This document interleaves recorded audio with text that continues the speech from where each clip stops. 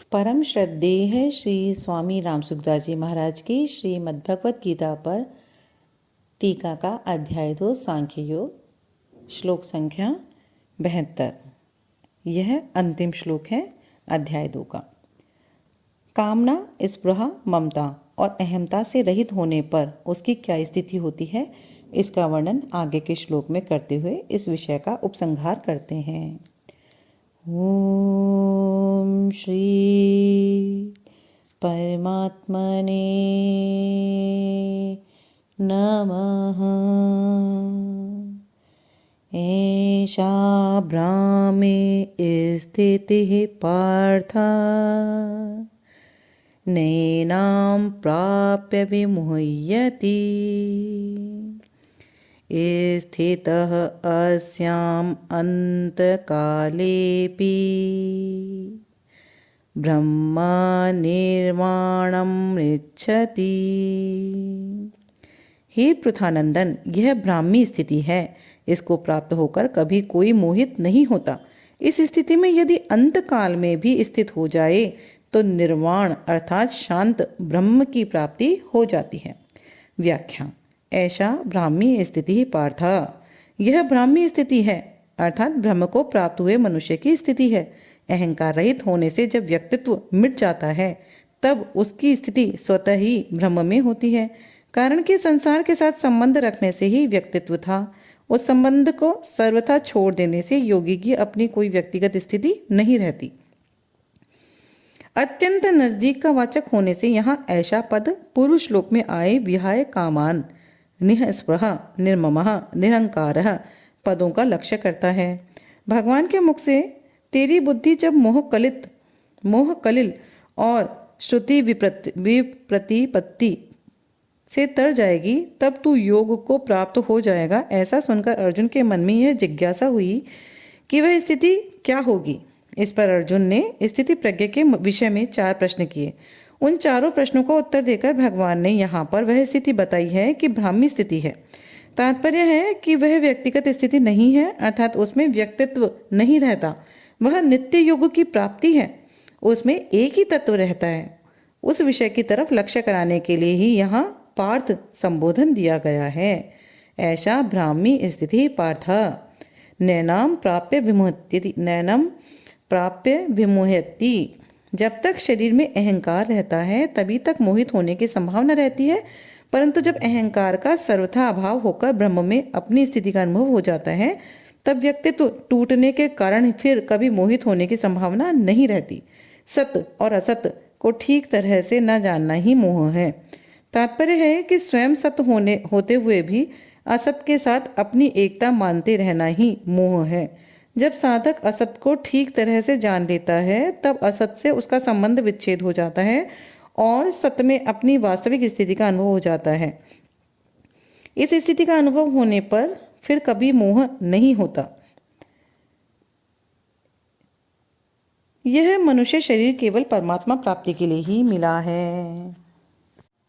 इसलिए भगवान यह मौका देते हैं कि साधारण से साधारण और पापी से पापी व्यक्ति ही क्यों न हो, अगर वह अंतकाल में भी अपनी स्थिति परमात्मा में कर ले अर्थात जड़ता से अपना संबंध विच्छेद कर दे तो उसे भी निर्वाण शांत ब्रह्म की प्राप्ति हो जाएगी। वह जन्म मरण से मुक्त हो जाएगा। ऐसी ही बात भगवान ने 7वें अध्याय के 30वें श्लोक में कही है कि अधिभूत, अधिदैव और अधियज्ञ एक भगवान ही है। ऐसा प्रयाण काल में भी मेरे को जो जान लेते हैं वे मेरे को यथार्थ रूप से जान लेते हैं अर्थात मेरे को प्राप्त हो जाते हैं। 8वें अध्याय के 5वें श्लोक में कहा है कि अंतकाल में मेरा स्मरण करता हुआ कोई प्राण छोड़ता है तो वह मेरे को ही प्राप्त होता है, इसमें कोई संदेह नहीं है। दूसरी बात, उपर्युक्त पदों से भगवान उस ब्राह्मी स्थिति की महिमा का वर्णन करते हैं कि इसमें यदि अंतकाल में कोई स्थित हो जाएगा तो वह शांत ब्रह्म को प्राप्त हो जाता है। जैसे समबुद्धि के विषय में भगवान ने कहा था कि इसका थोड़ा सा भी अनुष्ठान महान भय से रक्षा कर लेता है, ऐसे ही यहाँ कहते हैं कि अंतकाल में भी ब्राह्मी स्थिति हो जाए, जड़ता से संबंध विच्छेद हो जाए तो निर्वाण ब्रह्म की प्राप्ति हो जाती है। इस स्थिति का अनुभव होने से जड़ता का राग ही बाधक है। यह राग अंतकाल में भी कोई छोड़ देता है तो उसको अपनी स्वतः सिद्ध वास्तविक स्थिति का अनुभव हो जाता है। यहाँ यह शंका हो सकती है कि जो अनुभव उम्र भर में नहीं हुआ वह अंतकाल में कैसे होगा। अर्थात स्वस्थ अवस्था में तो साधक की बुद्धि स्वस्थ होगी, विचार शक्ति होगी, सावधानी होगी, ब्राह्मी स्थिति का अनुभव कर लेगा, परंतु अंतकाल में प्राण छूटते समय बुद्धि विकल हो जाती है, सावधानी नहीं रहती। ऐसी अवस्था में ब्राह्मी स्थिति का अनुभव कैसे होगा? इसका समाधान यह है कि मृत्यु के समय में जब प्राण छूटते हैं तब शरीर आदि से स्वतः ही संबंध विच्छेद होता है। यदि उस समय उस स्वतः सिद्ध तत्व की तरफ लक्ष्य हो जाए तो उसका अनुभव सुगमता से हो जाता है, कारण कि निर्विकल्प अवस्था की प्राप्ति में तो बुद्धि विवेक आदि की आवश्यकता है, पर अवस्थातीत तत्व की प्राप्ति में केवल लक्ष्य की आवश्यकता है। यह लक्ष्य चाहे पहले के अभ्यास से हो जाए, चाहे किसी शुभ संस्कार से हो जाए, चाहे भगवान या संत की अहेतु की कृपा से हो जाए, लक्ष्य होने पर उसकी प्राप्ति स्वतः सिद्ध है। यहाँ आपी पद का तात्पर्य है कि अंतकाल से पहले अर्थात जीवित अवस्था में यह स्थिति प्राप्त कर ले तो वह जीवन मुक्त हो जाता है, परंतु अगर अंतकाल में भी यह स्थिति हो जाए अर्थात निर्मम निरहंकार हो जाए तो वह भी मुक्त हो जाता है। इसका तात्पर्य यह है कि यह स्थिति तत्काल हो जाती है। स्थिति के लिए अभ्यास करने, ध्यान करने, समाधि लगाने की किंचन मात्र भी आवश्यकता नहीं है। भगवान के यहाँ कर्म योग के प्रकरण में ब्रह्म निर्वाणम पद दिया गया है। इसका तात्पर्य है कि जैसे सांख्य योगी को निर्वाण ब्रह्म की प्राप्ति होती है, ऐसे ही कर्म योगी को भी निर्वाण ब्रह्म की प्राप्ति होती है।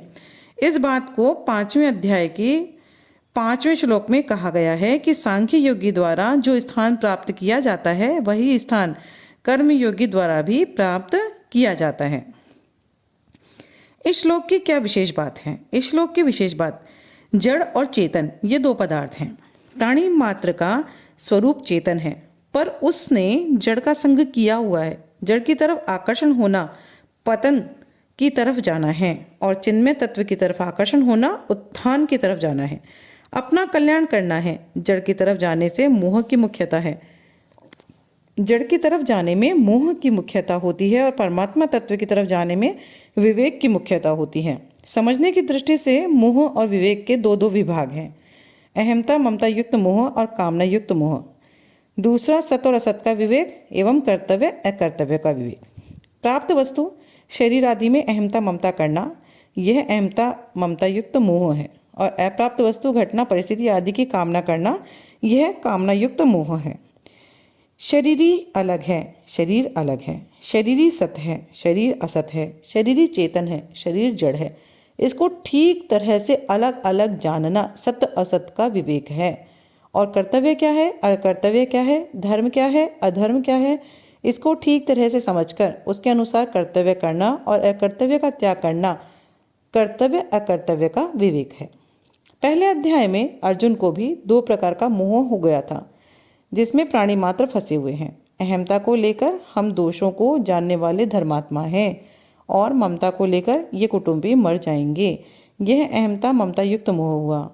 हम में पाप ना लगे, कुल के नाश का दोष ना लगे, मित्र दोह का पाप ना लगे, नरकों में ना जाना पड़े, हमारे पितरों का पतन ना हो, यह कामना युक्त मोह हुआ।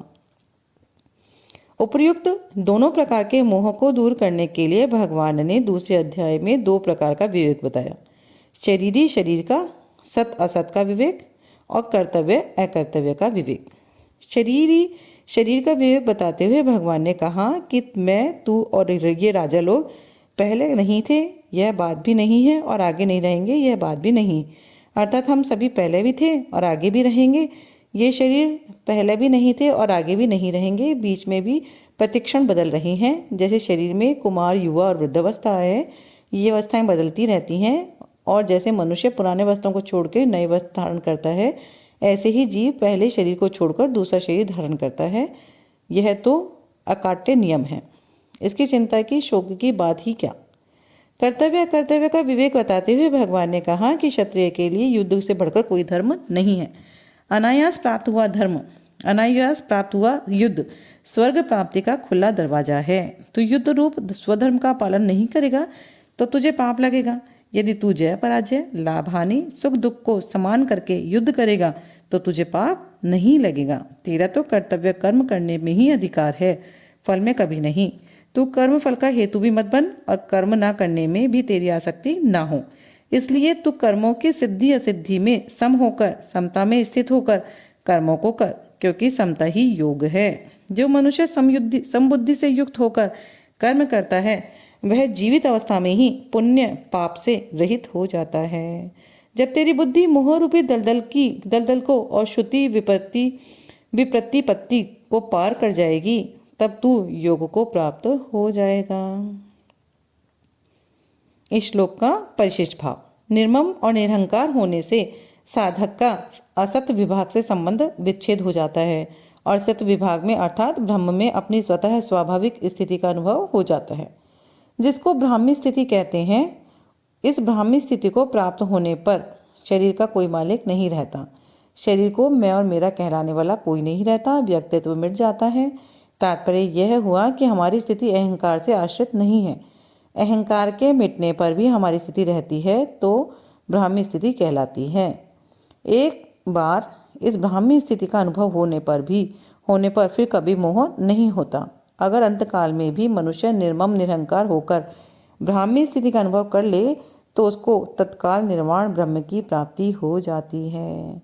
निर्मम निरहंकार होने से ब्रह्म की प्राप्ति तत्व ज्ञान हो जाता है। फिर मनुष्य ममता रहित, कामना रहित और कर्तव्य रहित हो जाता है, कारण कि जीव ने अहम के कारण ही जगत को धारण किया है। जीव भूता महाबाहो येदम धार्यते जगत। यदि वह अहम का त्याग कर दे तो फिर जगत नहीं रहेगा। ब्रह्म की प्राप्ति होने पर अगर भक्ति के संस्कार हों तो समग्र परमात्मा को प्राप्ति स्वतः हो जाती है, क्योंकि समग्र परमात्मा ब्रह्म की प्रतिष्ठा है। मेरा कुछ नहीं है, इसको स्वीकार करने से मनुष्य निर्मम हो जाता है। मेरे को कुछ नहीं चाहिए, इसको स्वीकार करने से मनुष्य निष्काम हो जाता है। मेरे को अपने लिए कुछ नहीं करना, इसको स्वीकार करने से मनुष्य निरहंकार हो जाता है। श्लोक संख्या 72 अध्याय 2 यहाँ पूर्ण होती है और अध्याय 2 सांख्य योग भी यहाँ संपूर्ण होता है। ओम तत्सत। ओम श्री परमात्मे नमः। इति श्री।